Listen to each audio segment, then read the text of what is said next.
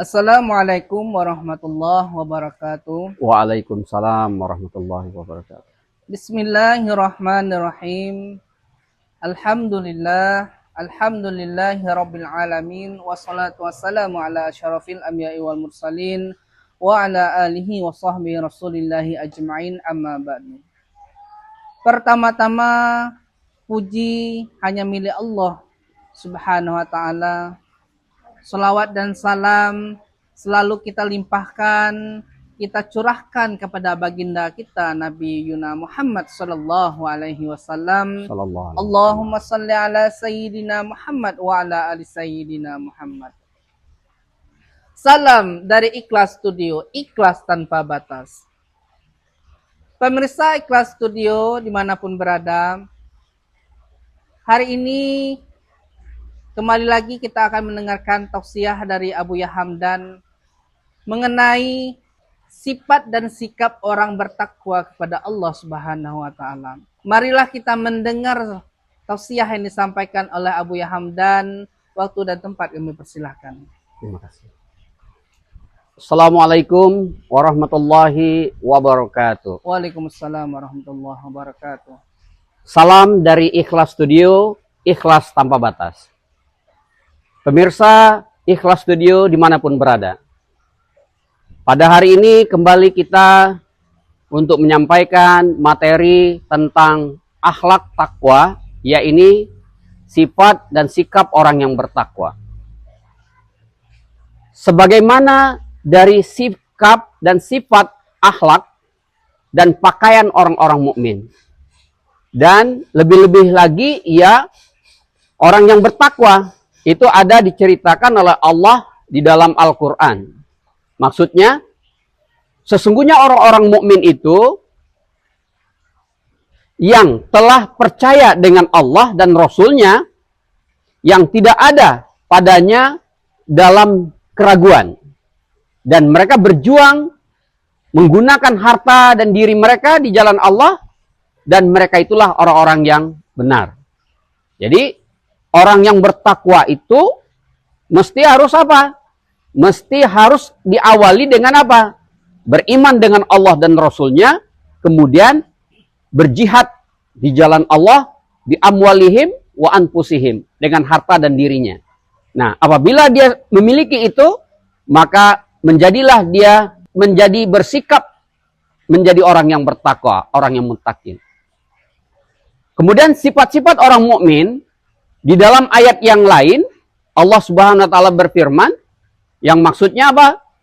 Sesungguhnya mendapat kemenangan orang-orang mukmin yang itu dengan apa? Dengan khusyuk dalam sholat atau dalam sembahyang, dan mereka yang menghindari dari perkara-perkara yang sia-sia, dan mereka menunaikan zakat, dan mereka menjaga kehormatan kecuali pada istri-istri dan hamba sahaya yang mereka miliki. Dan mereka itu tidak tercela. Dan mereka melakukan sebaliknya, itu adalah melampaui batas. Mereka yang menunaikan amanah dan janji-janji mereka. Dan mereka senantiasa memelihara sembahyang atau sholat mereka. Dan mereka itulah orang-orang yang mempusakai surga Firdaus. Mereka akan kekal di dalamnya. Jadi orang yang bertakwa ini dijanjikan oleh Allah adalah apa? Diwarisi oleh Allah surga Firdaus. Dengan ketentuan apa? Yang memiliki beberapa sifat-sifat orang-orang yang mukmin yang dinyatakan menjadi orang yang bertakwa. Nah, dijelaskan atau diuraikan di dalam ayat tadi, ada 7 hal yang kita apabila ingin memiliki atau mewarisi surga Firdaus yang kekal di dalamnya. Yang pertama itu adalah apa? Khusyuk dalam sholatnya.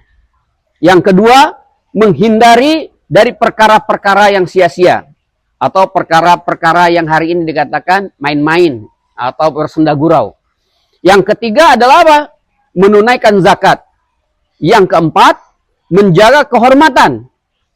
Yang kelima, menunaikan amanah. Dan yang keenam, menunaikan janji. Dan yang 7, senantiasa menjaga, memelihara sembahyang atau sholat. Jangan menjadi orang yang apa? Lalai dengan sholatnya. Fawailul lil musallin. Celaka orang-orang yang sholat. Dia sholat tapi celaka. Karena apa? Karena dia lalai dalam sholatnya. Nah, bagaimana yang dikatakan orang yang memelihara sholat itu yang tidak lalai? Mereka senantiasa memelihara sholat. Itu ialah apa? Yang pertama, mereka harus menjaga waktu untuk melaksanakan sholat tersebut. Artinya apa? Diusahakan di awal waktu. Sebelum waktunya kita sudah membuat persiapan atau i'dad. Kita sudah berwudu, udah mandi, udah standby sebelum waktunya masuk. Jangan ketika waktunya masuk baru berlari-lari, bergegas-gegas untuk melaksanakan sholat. Itu termasuk lalai. Jadi yang dikatakan memelihara sholat yang pertama itu apa? Waktu sholatnya tepat waktu dan usahakan di awal waktu. Dan dilakukan persiapan. Yang kedua, yang dikatakan memelihara sholat itu harus apa? Harus sesuai syarat, rukun, sah batalnya sholat tersebut. Barulah dikatakan kita memelihara sholat. Yang ketiga adalah apa? Menjaga bacaan dalam sholat tersebut. Nah, jadi jangan apa-apa yang kita baca di dalam sholat itu kita tidak paham. Nah, untuk paham ini kita harus tahu dulu artinya. Karena sering kita temukan orang sholat seumur hidupnya, sudah tua 60-70 tahun, tapi arti bacaan sholatnya dia tahu. Bagaimana paham? Nah, contohnya Al-Fatihah saja banyak hari ini orang tidak tahu artinya. Bismillahirrahmanirrahim itu apa artinya, Alhamdulillah apa. Nah, begini. Jadi, yang ketiga harus menjaga bacaan di dalam sholat. Yang keempat, menjaga makna bacaan di dalam sholat tadi. Contohnya apa? Ihdinas syiratal mustaqim. Nah, bagaimana maksudnya? Kita supaya berada di jalan yang lurus. Istiqomah di jalan yang lurus tadi. Nah, kemudian yang selanjutnya adalah apa? Yang kelima, menjaga penghayatan di dalam sholat itu. Jadi penghayatan ini artinya apa? Kita hanya bukan melaksanakan sholat itu secara lahir saja. Contohnya apa? Ruku, ibtidal, sujud, itu semuanya ada penghayatan, pengamalan. Supaya apa? Kita paham kenapa kita disuruh ruku, kenapa kita sujud, kenapa ibtidal, semuanya ada maknanya. Nah, yang terakhir, yang keenam, supaya kita dikatakan memelihara sholat, kalau kita baiknya apa? Bisa berjamaah.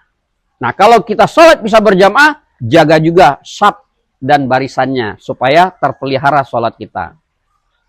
Selanjutnya, yang dikatakan orang yang bertakwa tadi, memiliki sifat dan sikap orang bertakwa tadi, maka dia menjadi mukmin sejati. Maka orang yang dikatakan mukmin yang sejati adalah orang yang bertakwa. Karena apa? Imannya yang begitu teguh, mendorong bersungguh-sungguh untuk melaksanakan perintah Allah. Dia tidak hirau apa yang akan terjadi, sekalipun akan merugikan kepentingan dirinya sendiri. Orang yang bertakwa saja, yang berani berjuang dan berkorban karena iman yang kuat. Dan orang yang bertakwa menjadi orang yang suka memberi dan sanggup berusaha karena orang lain berusaha, orang lainnya apa? Dia lebih menjaga kepentingan agamanya dan masyarakat daripada kepentingan dirinya sendiri. Nah, itulah orang bertakwa. Jadi tidak egois, tidak mementingkan dirinya sendiri. Maka orang yang bertakwa, mereka berjuang untuk orang banyak, berjuang untuk masyarakat, bukan hanya untuk dirinya sendiri. Artinya apa? Berjuang hanya untuk apa? Isi perutnya saja. Kalau orang berjuang untuk dirinya sendiri, isi perutnya saja, maka nilainya apa yang keluar dari perutnya, yaitu apa? Kotoran. Nah, maka di sini ada induk atau ibu atau kesimpulan dari sifat-sifat orang yang bertakwa tadi menjadi sifat orang yang terpuji. Orang yang bertakwa mempunyai segala ibu atau induk atau puncak bagi segala sifat-sifat terpuji yang diuraikan seperti berikut. Yang pertama, ketika orang itu bertakwa, maka dia akan ada apa? Akan memiliki sifat al-hikmah. Artinya apa? Mempunyai orang itu bijaksana. Nah, bijaksana ini lebih daripada adil. Bukan sekedar adil. Kalau bijaksana ini sudah pasti adil. Kalau adil, belum tentu bijaksana. Nah, jadi kalau kita sudah memiliki sifat dan sikap orang bertakwa, maka kita akan memiliki hikmah. Artinya apa? Akan memiliki kebijaksanaan di dalam diri kita. Yang kedua, akan punya apa? Saja'ah. Artinya apa? Dia, kalau orang itu bertakwa, dia akan mempunyai jiwa yang pemberani. Bukan takut mati, tapi cari mati. Nah, itulah pejuang-pejuang Islam. Beraninya tidak ada tanding. Mengalahkan semua jundi-jundi tentara-tentara yang ada di muka bumi ini. Yang ketiga, kalau dia sudah memiliki sifat dan sikap dan sifat orang bertakwa tadi, yang ketiga dia akan memiliki apa? Iffah. Artinya apa? Bisa menjaga marwah diri. Artinya apa? Menjaga kehormatan diri. Jadi, apabila orang itu bertakwa, dia akan memiliki marwah dirinya atau wibawa pada dirinya. Yang keempat, akan menjadi orang yang bertakwa tadi akan menjadi apa? Memiliki sikap adil. Artinya apa? Dia akan menjadi orang yang adil. Baik pada dirinya sendiri, kepada orang lain, apalagi kepada urusannya kepada Allah. Maka daripada 4 sifat inilah, lahir sifat-sifat yang mahmudah. Artinya apa? Sifat-sifat yang terpuji dalam diri orang tersebut. Akan timbul orang itu akan menjadi sifat dermawan, akan timbul orang itu akan menjadi sifat penyayang, akan timbul orang itu menjadi sifat suka berbagi dan suka menolong. Nah, itulah kalau dia diawali dari benih takwa dan dia memiliki sifat takwa akan melahirkan 4 sifat yang menjadi induk sifat mahmudah tadi.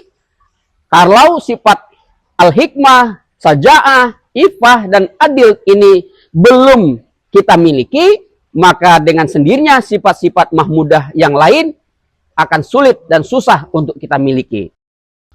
Pemirsa Ikhlas Studio dimanapun berada, Buya, Ya. tadi Buya menjelaskan tentang sholat ataupun memelihara sholat. Di sini saya mau bertanya Buya, dalam kita mengerjakan sholat itu ada rakaatnya, ada yang 3, ada yang 4, ada yang 2. Di sini Buya mau bertanya, jika seseorang dalam sholat, kalau dia tinggal ataupun lupa dalam melaksanakan rakaat sholat, dia mengerjakan sholat zuhur 4 rakaat, tetapi dia mengerjakan cuma 3 rakaat. Itu bagaimana Bu ya? Ya. Terima kasih, pertanyaan yang bagus sekali. Orang yang lupa atau tinggal dalam rakaat sholatnya, ini menandakan orang tersebut sholatnya belum ada penghayatan. Artinya apa? Sholatnya baru secara lahiriah atau fisik saja, atau jasmani saja. Ruh sholatnya tidak ada. Atau secara hakikat sholatnya tidak ada. Karena belum ada penghayatan, belum ada pemahaman daripada sholat. Sholatnya masih apa? Ikut-ikutan. Karena dulu waktu kecil, waktu dia belajar sholat, karena dipaksa oleh orang tuanya, maka dia ikut-ikutan sholat. Mungkin sampailah dia besar, sampai dia tua, hanya sholat, hanya tahu baca, tapi tidak tahu maknanya. Akhirnya apa? Ketika dia sholat pun dia diganggu oleh iblis atau diganggu oleh syaitan. Nah, sampai apa? Ketika dia sholat dia bisa berdagang.